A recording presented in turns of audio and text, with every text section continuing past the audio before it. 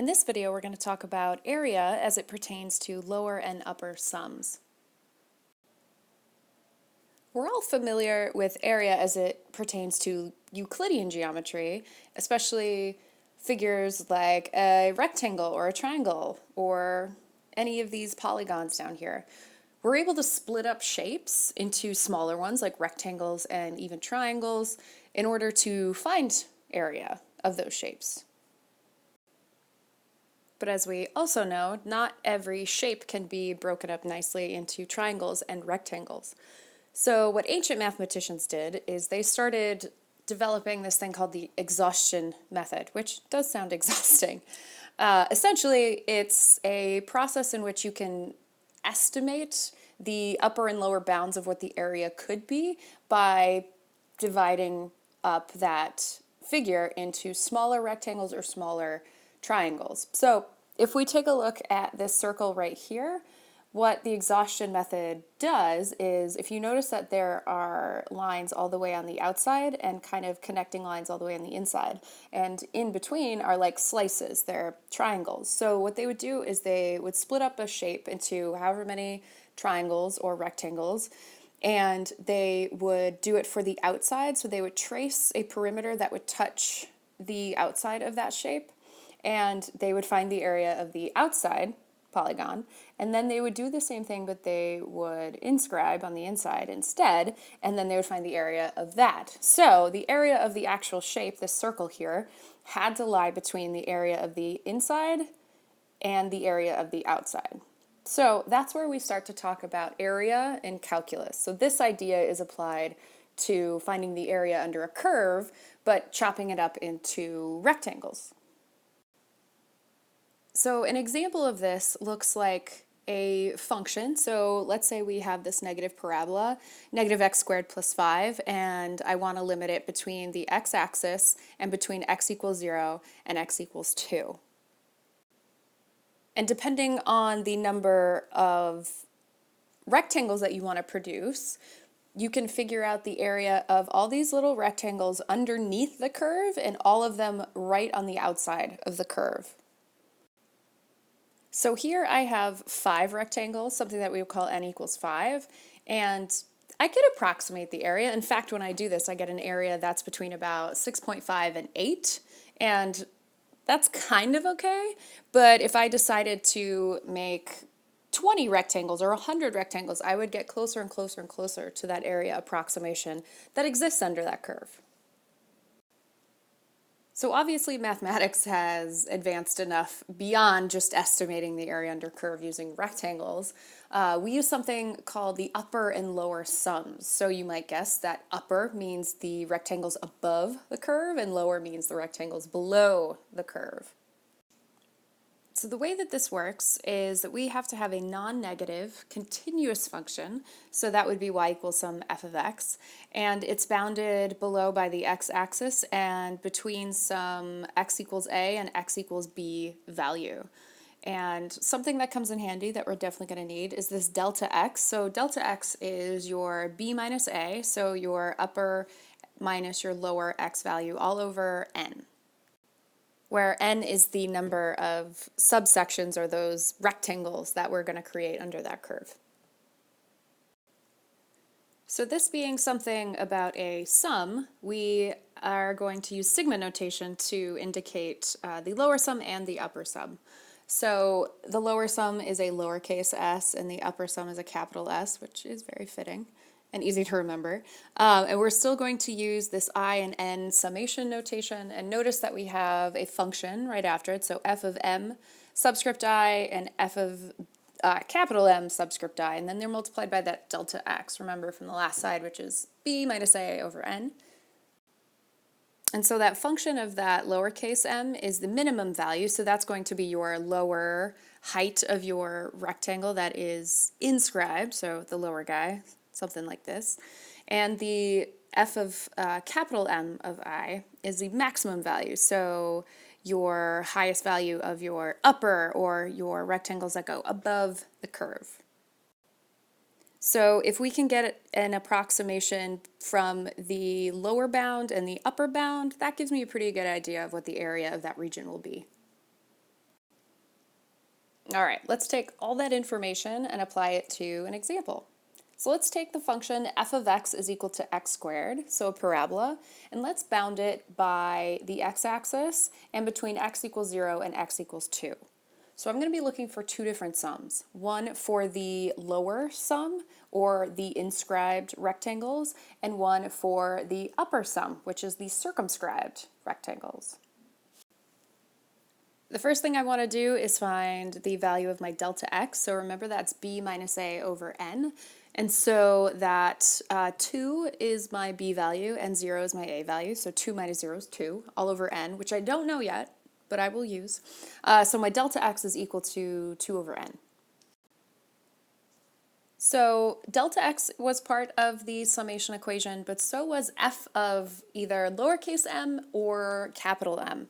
So the lowercase m pertains to the lower sum and the uppercase m pertains to the capital M. So I like to think of upper first, and that is our furthest distance out. So we use I, just like we did with the summation. And so the equation for uppercase or capital M I is a plus I times delta x. And so if this guy is I, if we go down one value of I, it becomes I minus 1. So the equation is, for lowercase m, is a plus I minus 1 times delta x. So really this I and this I minus 1 is the difference. So if a is 0 and delta x is 2 over n, I can figure out what both of these things are. So my equation for my lower sum with m is 2 times the quantity of I minus 1 over n, and the equation for m for the upper sum is going to be 2i over n. All right, and here we're going to look for the lower sum, and we have f of m times delta x. So let's plug that in and see what happens. So here we're going to have f of this input, my m subscript I, and then we're going to multiply it by delta x. So this f of something means that I'm going to plug this into x squared. So the next thing I did was to kind of combine terms and pull out things that were in terms of n and any constants, and then leaving everything after the summation symbol in terms of I or just a number. So what I saw was that 2 squared is 4 times 2 is 8. I'm going to pull that out, and I'm going to get n squared in my denominator times n, so that's n cubed. And so that's 8 over n cubed. I'm going to pull it out. So all that's left is this I minus 1 squared, which I FOIL out and I get I squared minus 2i plus 1. So I'm going to use the I rules from our last video to expand this in terms of n. So keeping the 8 over n cubed here, I can work out the summation of I squared. So I just put the I squared equation here, minus 2, which is here, times the quantity of the summation of I, which is right here, and then plus 1 times n, because remember the summation of any constant is just that times the number of terms we have, which is n. So let's simplify this and see what happens. So from here, it's just algebra and simplification. So I expand all my numerators, cancel my 2's right here, and I put everything over here over 6 just so that I can add them all together, and I combine all the terms in my numerator all over 6, and I simplify 8 over n cubed times all of these things, and I end up with 8 thirds minus 4 over n plus 4 over 3n squared for our lower sum. Now notice this is in terms of n, which we're going to work with after we find the upper sum, but we will take care of the n and we will get to a number, actually. So hang tight for that. And now it's time for the upper sum. So it's much like the lower sum, except I am plugging in this capital M I, which is actually a little bit easier of an equation, I think. And then we're going to multiply by that same delta x. So let's plug in and let's see what we simplify to. So remembering that the capital M is 2i over n, and my delta x again is 2 over n, I'm going to plug that in. And f of this quantity is going to be this quantity squared, so I put that in here. So let's keep going. So just like last time, I'm going to try to pull everything in terms of a constant and n to the outside of our summation symbol and leave just my I and any other constant that's left over to the right of the summation symbol. So I noticed that 2 squared times 2 is 8, and n squared times n is n cubed, so I'm going to pull that on the outside of the summation, which just leaves me with I squared. So I'm going to bring this down, replace this with the equation from the summation video for I squared, and work it out. And when I replace that, I have n times n plus 1 times 2n plus 1 all over 6. I FOIL and distribute, and this is the quantity I'm left with on the inside. I simplify my relationship between 8 over 6, so that becomes 4/3. I pull that to the outside here, so 4 over 3n cubed times just the numerator quantity there, which makes it a little bit easier to simplify. But I end up with 8/3 plus 4 over n plus 4 over 3n squared, which is very similar to the lower bound, where the only difference is that upper is plus and lower is subtract. So here's where I make good on my promise that n comes into play here.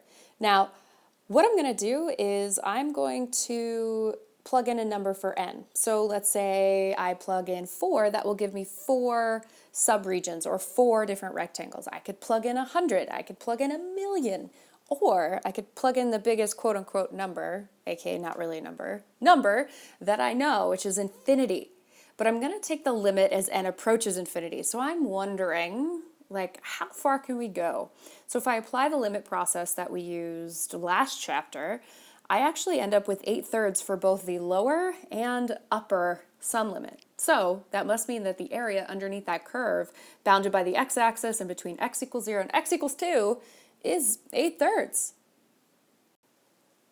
And this is going to be something that we explore in more detail next video. All right, that's going to do it for this video. Thanks for watching.